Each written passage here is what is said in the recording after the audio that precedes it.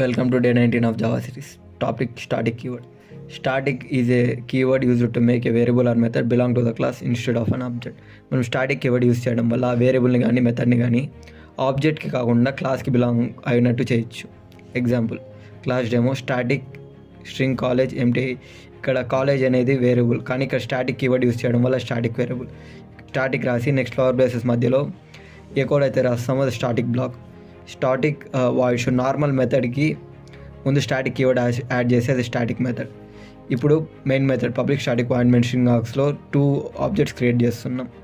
D1 D2 system dot out dot print college plus college. ఇక్కడ show అనే మెథడ్ని call చేస్తున్నాం. అవుట్పుట్ స్టాటిక్ బ్లాక్ ఎగ్జిక్యూటెడ్ కాలేజ్ empty static method call. Static block use చేయడం వల్ల code అనేది ఫాస్ట్గా రన్ అవుతుంది.